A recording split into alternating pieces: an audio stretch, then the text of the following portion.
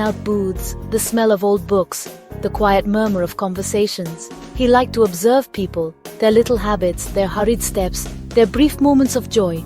Liam wasn't lonely, but he was an observer, content in his own little world. Then she walked in. Her name was Anya. She was different, vibrant, a splash of color in my otherwise predictable world. Anya was new to the city, a little lost, struggling to find her place.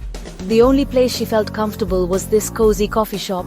It was familiar, comforting, a reminder of home. Liam watched as she fumbled with her wallet, her brow furrowed in concentration. He smiled. It was endearing, this awkward struggle where a kind-looking man with tired eyes smiled patiently. He pointed to a menu behind him, but the words swam before her eyes. She was about to give up and settle for water when she heard a voice beside her. Can I help?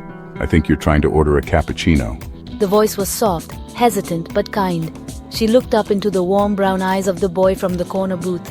He was already smiling, a gentle, reassuring smile. A wave of relief washed over her. Yes, Cap.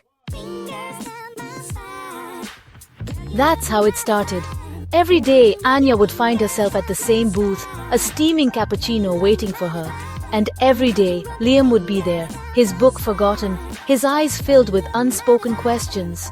They spoke in broken sentences, a mix of languages and gestures. They talked about everything and nothing, about their dreams, their fears, their hopes for the future. I learned that Anya was an aspiring photographer, her camera capturing the beauty I often overlooked. Anya learned that Liam was a writer, his words weaving stories that transported her to different worlds. They were different, yes, but their differences were what drew them closer.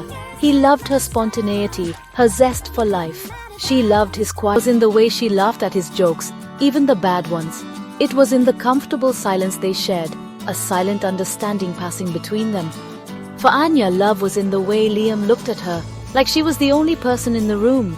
It was in the way he listened, truly listened, to her hopes and fears.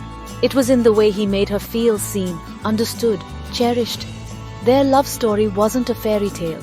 It was real, raw, and sometimes messy.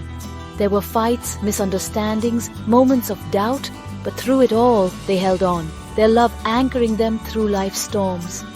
They found love in the most